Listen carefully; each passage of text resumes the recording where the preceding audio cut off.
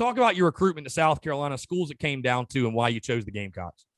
Man, so yeah, in Lithonia, Georgia, man, it was so Lithonia, Georgia, just in the whole county, DeKalb County, it was kind of known for football.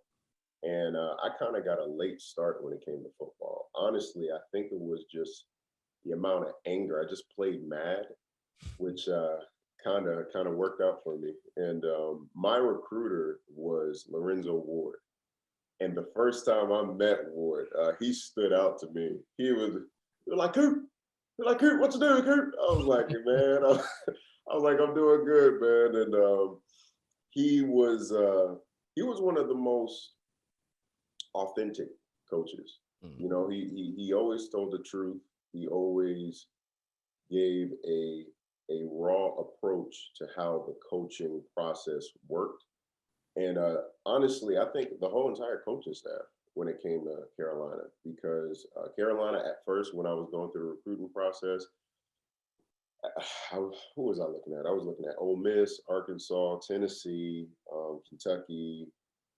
There was multiple. I don't remember all of them.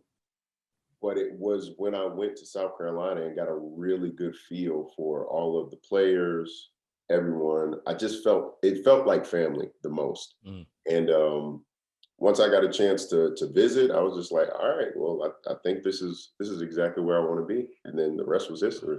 Mm. So you get on campus. I'm curious though, Steve Spurrier, first interactions with him, obviously you being a defensive guy, I know the relationship with each player is different, but you being a defensive guy, I know Coach Spurrier stuck with the offensive players. And I mean, of course, you got on campus at a really exciting time. I mean, South Carolina's coming off going to the SEC championship game. And I'm sure, you're thinking to yourself, we're going back. I mean, definitely with those teams that were coming back and the success you guys had, obviously following up those couple of years. But first interactions with Spurrier, did you have a lot of contact with him, or was he kind of just to himself with the offense? I'm going to be extremely humble right now and give a very authentic answer. I didn't know who Steve Spurrier was when I first started getting recruited and stuff. And they were just like, you don't know who the ball coach is? They was like, are you kidding me? Like, what's wrong with you?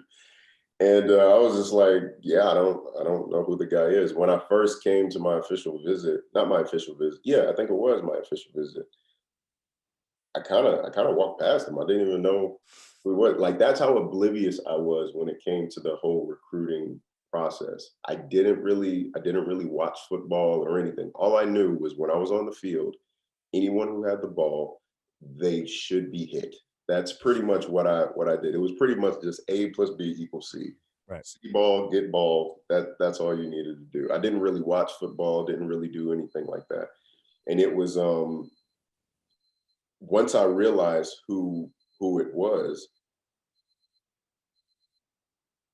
Once I realized it was him, I had a conversation with him. And the funny thing is, like, he's very, very outspoken, and his memory, I don't care what people say about him, his memory is impeccable. He can remember every single conversation you've had. He can remember the clothes you've had on, the shoes you wore, the time of day it was. And it's a double-edged sword, because if you messed up during a play, he remembered that too.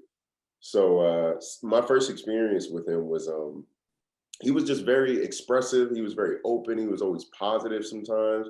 He didn't have a problem with letting you know how he felt about how you did at that particular moment. But yeah, that was my experience with him.